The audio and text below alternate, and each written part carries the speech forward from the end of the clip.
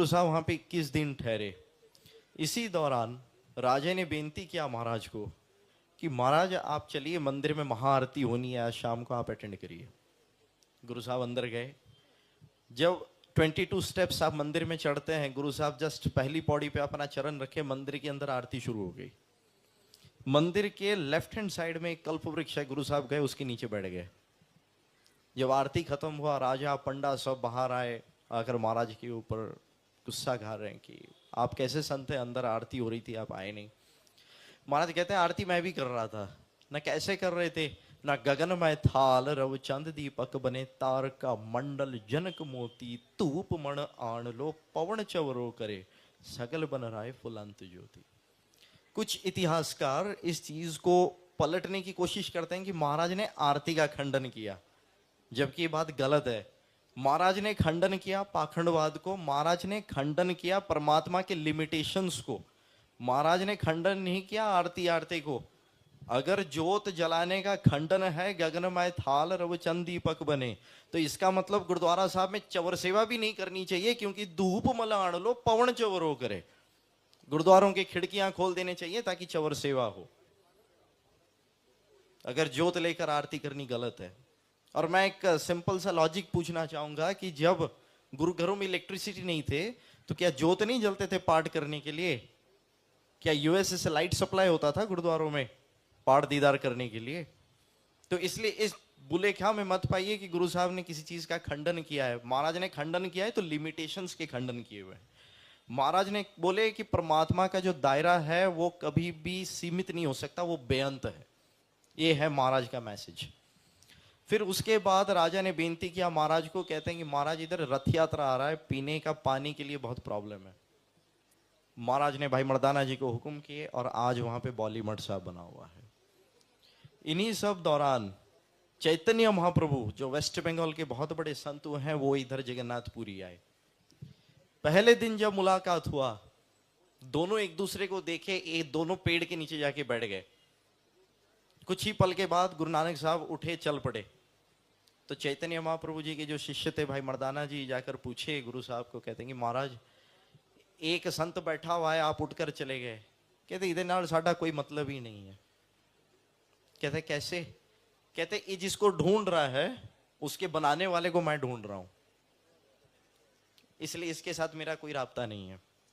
बाद दिन मॉर्निंग में जगन्नाथ मंदिर के कॉम्प्लेक्स से जब गुरु साहब बाहर आ रहे हैं, चैतन्य महाप्रभु जी अंदर जा रहे थे।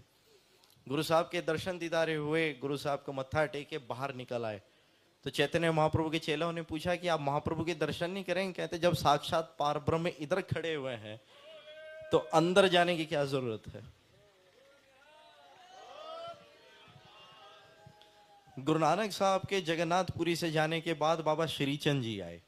बाबा श्रीचंद जी ने, जैसे हम भाई गुरदास जी के वार में पढ़ते हैं ना, जित्ते भावा पैर तरे पूजा आसन थापन सोया, तो ये जितने भी पूजा आसन पहली पातशाही के चरण छो प्राप्त स्थान है वो सारे के सारे बाबा श्रीचंद जी और उनके डिसिपल्स ने बनाए हैं।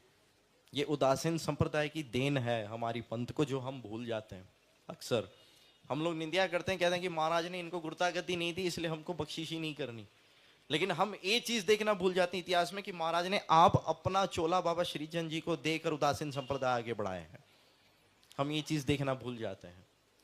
बाबा श्रीचंद जी के बाद गुरु 6वीं पातशाह जी भाई अलमस्त जी को इधर जगन्नाथपुरी भेजते हैं कि आपको गुरुद्वारा मंगू मठ, बौली मठ और पंजाबी मठ तीनों की सेवा करनी है।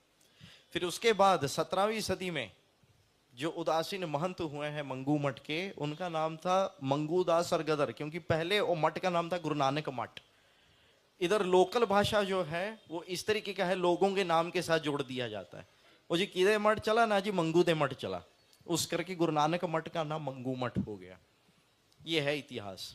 फिर उसके बाद गुरु 9वें पातशाह जी का चरण छो प्राप्त स्थान जगन्नाथपुरी में बौली मठ साहब और मंगू मठ साहब एक रात महाराज ठहरे।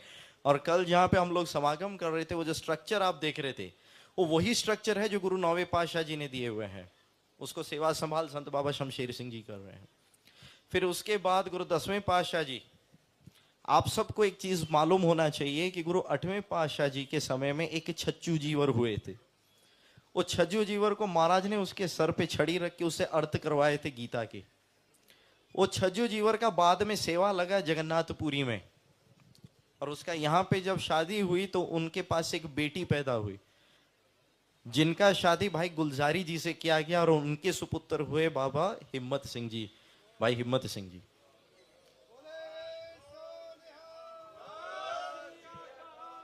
ये बंसावली है भाई हिम्मत सिंह जी की, क्योंकि भाई हिम्मत सिंह जी का पहला नाम भाई हिम्मत राय नहीं था, ये लोग बहुत बुलेखा कहते हैं, उनका नाम था हेमंत कुमार राय।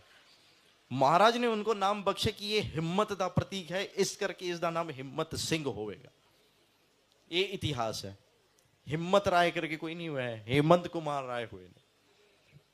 फिर इसके बाद जब गुरु नानक साहब यहां से जगन्नाथपुरी से वापस गए साउथ इंडिया की तरफ, तब टोटल 16 बार जगन्नाथ मंदिर को लूटा गया है मुगलों के द्वारा, और 32 बार जगन्नाथ महाप्रभु मंदिर छोड़कर चले गए थे। तब 1830 में जो पुरी के गजपति थे, उनके मंत्री गणेश चंद्र मिश्रा, उन्होंने लेटर लिखे महाराजा रंजीत सिंह जी को, कहते कि महाराज अब आपकी सहायता है, हम इधर सेवा संभाल नहीं कर सकते, हम बड़े परेशान में, हमें बड़ा तंगी दिया जा रहा है इधर। महाराजा रंजीत सिंह जी अपने 14 बटालियन फोर्स लाकर जगन्नाथ मंदिर के साउथ गेट के सामने, जो गुरु नानक धर्मशाला था, आज के डेट में उसको पंजाबी मठ कहा जाता है, वहां पे महाराजा रंजीत सिंह जी ठहरे। फिर भुवनेश्वर के खंडगिरी से पत्थर ला गया 700 रुपए का, और उसमें जो वेस्टर्न गेट था मंदिर का, जो 4 द्वार है मंदिर के, उसका जो पश्चिमी द्वार है वो पश्चिमी द्वार टूटा हुआ था, उसी के जरिए मुगल एंट्री करते थे। तो उसका पूरा कार सेवा महाराजा रंजीत सिंह जी ने करवाए। एक कार सेवा कराते समय ही महाराजा रंजीत सिंह जी का सचखंड गमन हो गया। तो उसी टाइम में महाराजा रंजीत सिंह जी के गढ़वैये थे जिनका नाम था बिदोल सिंह। बिदोल सिंह जी यहाँ उड़ीसा आकर ये सारी चीजें वहां लिखवाए। गुरु नानक साहब जी का धनाश्री महला पहला आरती आड़ता जगन्नाथ मंदिर के पश्चिम द्वार पर आज भी लिखी हुई है गुरमुखी में, और उसके बाद उड़िया भाषा में एक ही लाइन लिखा हुआ है नीचे कि मंगू मठ सिख संप्रदाय का मठ है। तो ये जो एक कंट्रोवर्सी चल रही है ना रोज रोज कि ये है वैसा है, मंगू मठ नहीं है जी, मंगू मठ तो साडा है ही नहीं। कुछ दिन पहले श्रोमणी कमेटी वाले आए थे, उन्होंने इधर यही बोल कर गए कि मंगू मठ साडा है ही नहीं। ये दिल्ली सिख गुरुद्वारा मैनेजमेंट कमेटी यहाँ जो आए हुए हैं मंजीत सिंह जी, उनके कुछ टीम मेंबर्स यहाँ आए हुए थे, उन्होंने बड़ी रिक्वेस्ट किए हुए थे कलेक्टर साहब को कि ये तोड़ा ना जाए, पर एसजीपीसी वालों ने सारा काम खराब कर दिया, नहीं तो आज मठ उधर होना था। और इन्होंने तो इतना बज्जर कुरेती हरकत किए हुए हैं कि महाराज का स्वरूप तक ही गायब हो गया अंदर से। वो पुरातन हस्तलिखित स्वरूप था महाराज का, जो उदासीन महापुरुषों ने लिखे हुए थे इधर अपने हाथों से। इसके बाद हम लोग पुरी के इतिहास के बारे में अगर गुरबाणी के ऊपर आए, हम लोग सिर्फ सीमित रह जाते हैं आद महाराज के अंदर। लेकिन अगर दसम श्री गुरु ग्रंथ साहब महाराज में हम आए, जो चरित्रोपाख्यान है जो महाराज लिखते हैं ना, अथ श्री पकियान चरित्र ग्रंथ लिखी थे पातशाही 10वीं, उसकी जो उथानका है वो उथानका शुरू होती है जगन्नाथपुरी से। क्यों? यूपी का राजा और उड़ीसा की रानी, दोनों की शादी करवानी थी, दोनों का एज डिफरेंस 25 साल था। इंदुमती रानी थी उड़ीसा की, उनसे शादी करवाना था यूपी के राजे को। तो जब वो बाहर आए पैलेस के बाहर, तो राजा का बेटा आया था उसको लेने रानी को, तो रानी ने गलत इल्जाम लगाकर राजे के बेटे को फंसा दिया उसके सामने, और राजा ने हुक्म कर दिया कि इसका शीश कलम कर दिया जाए। तब जो राजा का मंत्री था, वो मंत्री ने राजे को समझाने के लिए 405 चरित्र सुनाए, तब जाकर राजे ने अपने बेटे को बख्शा। इसीलिए चरित्रोपाख्यान की अंतिका में ये शब्द आते हैं, इति श्री चरित्रोपाख्याने मंत्री बुद्ध संवादे 405वां चरित्र संपूर्ण सत शुभम शत अवजु। ये लेखा था, ये उसकी उत्थान का, ये उड़ीसा से जुड़ा हुआ है। सारबलो महाराज के ऊपर जब हम आते हैं, सारबलो श्री गुरु ग्रंथ साहब महाराज, तो सारबलो श्री गुरु ग्रंथ साहब महाराज में जो सारबलो अवतार की वर्णन होती है, वो भी सारबलो अवतार यहाँ उड़ीसा से हुए हैं, जगन्नाथपुरी से, नील पर्वत से। ये है टोटल साखी। आज सवेरे भी इधर संगत के बीच में जब यहाँ कीर्तन चल रहा था, तो एक चर्चा उठी कि महाराज ने दसम को गुड़ता गद्दी क्यों नहीं दिया, आद महाराज को क्यों दिए। मैं इस भुलेखा को थोड़ा क्लियर कर दूं।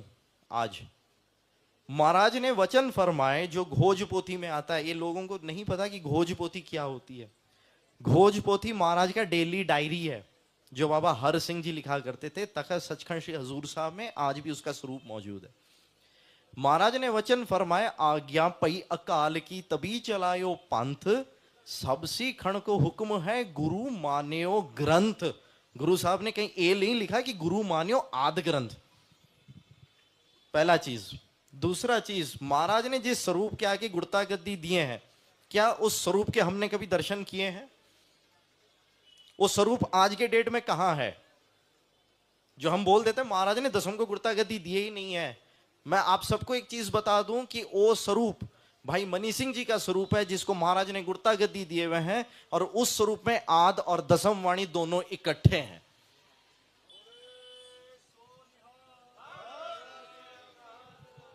इसीलिए 350 साल से वध के जो मर्यादा है दलपंथ की, जो मर्यादा है तखत सचखंड श्री हजूर साहब की, जब भी हम अरदास करते हैं तो हम उस अरदास में कहते हैं कि दसों पाशायदि आत्मक ज्योत स्वरूप आद दसम सरबलो साहेब श्री गुरु ग्रंथ साहब जी महाराज। तीनों की परिभाषा क्या है? ना जागती ज्योत जहरा जहूर हाजरा हजूर सर्ब कला भरपूर सब ताई होए सहाय। यह है उसकी परिभाषा। हम लोग कहते हैं कि आद महाराज में टोटल 31 राग हैं। गलत। आद महाराज में टोटल 62 राग हैं। 31 मेन, 31 मिश्रित। फिर रागमाला में अगर जितने भी राग टोटल मिला लिया जाए तो वो 108 राग बन जाते हैं। दसम में 22 रागों में वाणियां रचना हुए हैं, लेकिन अगर संपूर्ण दसम महाराज की पाठ दीदार किया जाए तो टोटल 2300 राग हैं दसम में। यह है महाराज की गुरमत संगीत की परिपक्वता।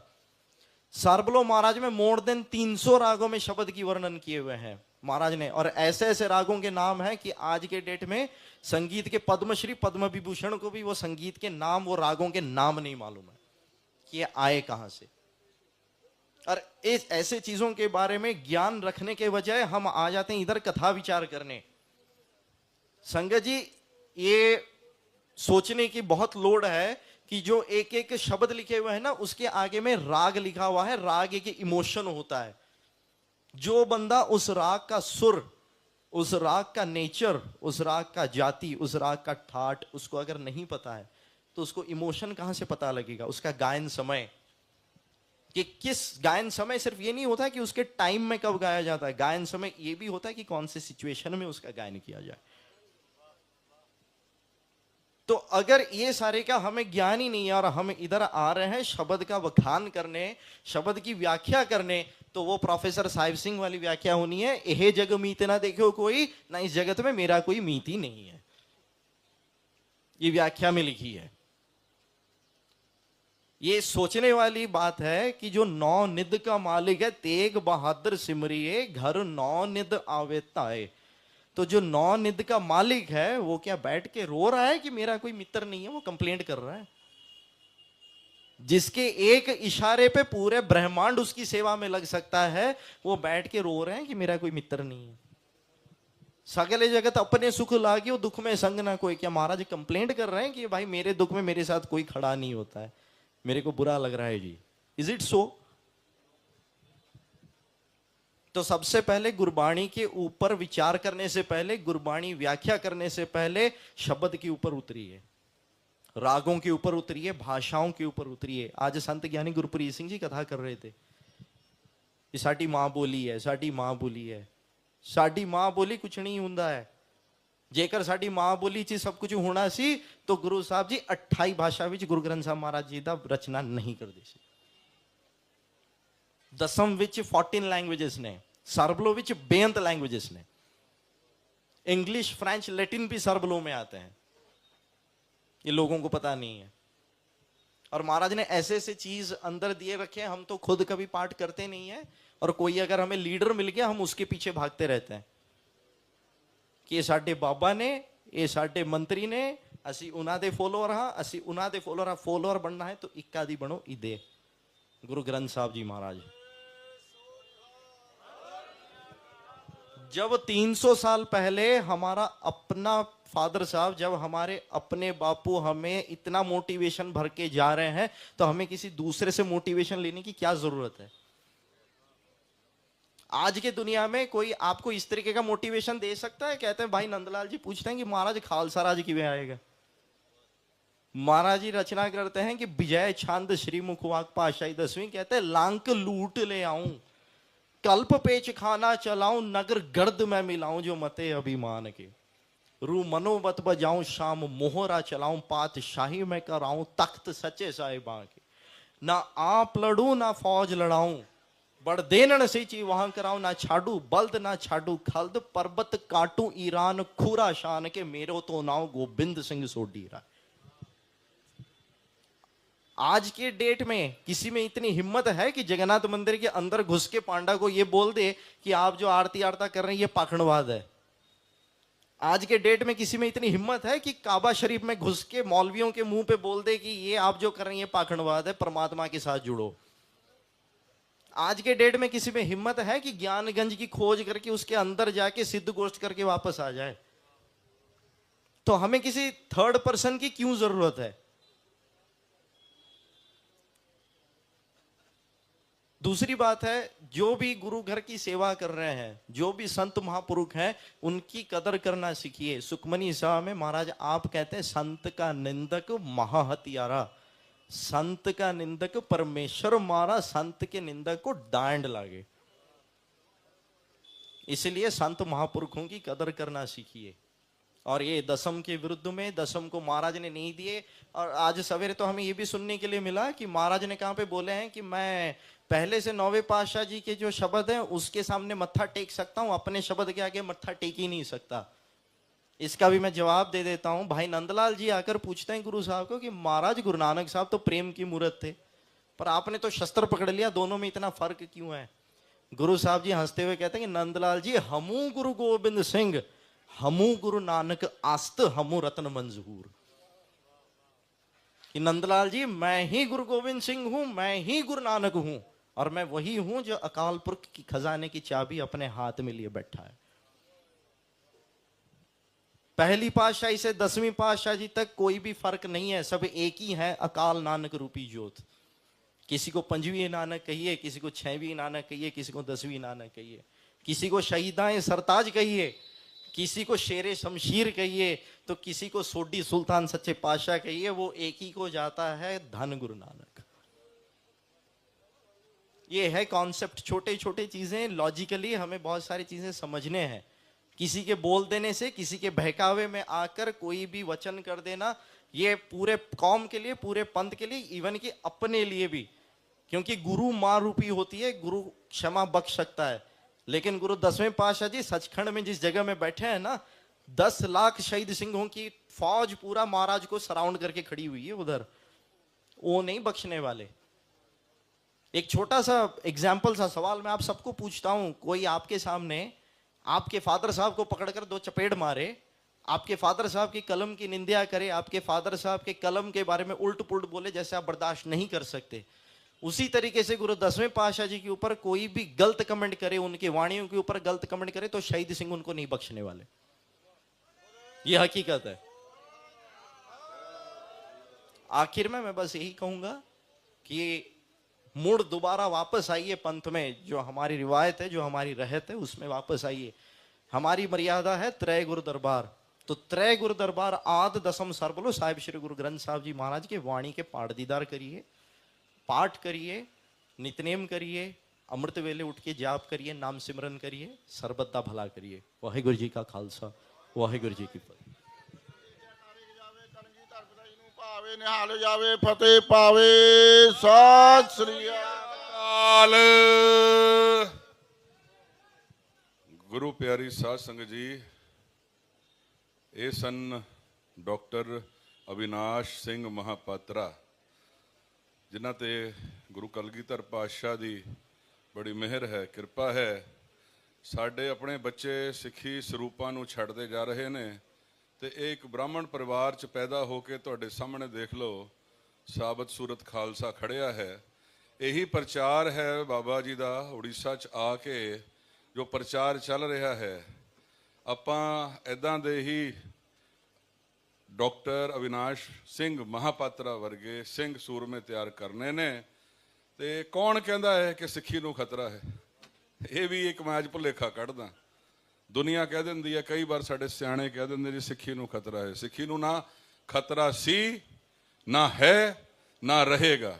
ਮੰਨੂ ਸਾਡੀ ਦਾਤੜੀ, ਅਸੀਂ ਮੰਨੂ ਦੇ ਸੋਏ, ਜਿਉਂ ਜਿਉਂ ਮੰਨੂ ਵੱਢਦਾ ਅਸੀਂ ਦਿਉਣੇ ਚੌੜੇ ਹੋਏ। ਇਹਦਾ ਪ੍ਰਮਾਣ ਇੱਥੇ 300 ਸਾਲ ਪਹਿਲੇ ਸਾਡੇ 3 ਸਥਾਨ ਹੁੰਦੇ ਸੀ। ਜਦ ਬਾਬਾ ਸ਼ਮਸ਼ੇਰ ਸਿੰਘ ਜੀ ਦਾ ਆਣਾ ਹੋਇਆ ਉਸ ਵੇਲੇ ਕੋਈ ਸਥਾਨ ਨਹੀਂ ਸੀ। ਅੱਜ ਗੁਰਦੁਆਰਾ ਆਰਤੀ ਸਾਹਿਬ ਤੁਹਾਡੇ ਸਾਹਮਣੇ ਸੁਸ਼ੋਭਿਤ ਹੈ। ਭਾਈ